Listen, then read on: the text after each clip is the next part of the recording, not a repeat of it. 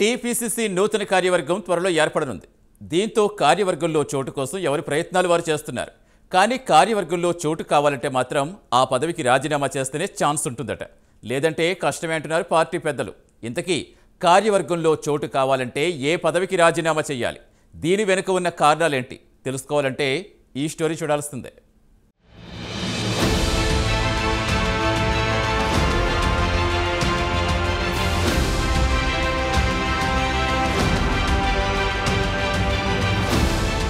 Telangana Congress party నూతన కార్యవర్గ కమిటీలో చోటు కోసం ఎవరి ప్రయత్నాలు వారు చేస్తున్నారు. కొత్త టీం లిస్ట్ రేపో మాపో వస్తుందనే చర్చ జరుగుతోంది. మొదటి దఫాలో TPCC working president, senior vice president, అధికార ప్రతినిధుల టీం లిస్టు వస్తుందనే చర్చ పార్టీ వర్గాల్లో కొనసాగుతోంది. అయితే మిగిలిన టీపీసీసీ జనరల్ సెక్రటరీల లిస్టుకి కొంత సమయం పడుతుందనే వార్తలు పీసీసీ వర్గాల నుండి వినిపిస్తున్నాయి. జిల్లా అధ్యక్షుల లిస్టు సైతం ప్రిపేర్ అవుతున్నట్టు సమాచారం. ఇక పార్టీ అధికారంలోకి వచ్చిన తర్వాత పార్టీ కోసం కష్టపడిన వారికి, డీసీసీ అధ్యక్షులకు, సెల్స్ ఇన్ఛార్జీలకు, జిల్లాలో కష్టపడిన వారికి నామినేటెడ్ పదవులను కేటాయించింది. ఇందులో కార్పొరేషన్ చైర్మన్ పదవులు, మార్కెట్ కమిటీ చైర్మన్లు మరియు టీం సభ్యులను, అలాగే జిల్లాలో ఉన్న పలు నామినేటెడ్ పోస్టుల భర్తీ చేసింది.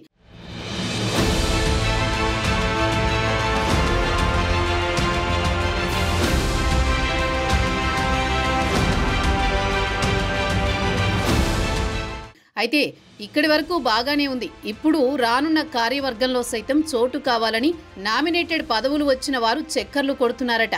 కానీ పార్టీ హైకమాండ్ మాత్రం ఒక స్టాండ్ తీసుకున్నట్టు సమాచారం. నామినేటెడ్ పదవుల్లో ఉన్న వారికి కార్యవర్గంలో చోటు ఉండదని ప్రచారం జరుగుతోంది. పార్టీ కోసం గత 10 ఏళ్లుగా పనిచేస్తున్న వారికి ఇప్పటి వరకు అవకాశాలు రాని వారికే పీసీసీ కమిటీ టీంలో స్థానం ఉంటుందని చెప్పుకొస్తున్నారట. అయితే నామినేటెడ్ పదవుల్లో ఉన్న వారికి కార్యవర్గంలో చోటు కావాలంటే మాత్రం ఆ పదవికి రాజీనామా చేస్తేనే ఛాన్స్ ఇస్తామని చెబుతున్నట్టు తెలుస్తోంది.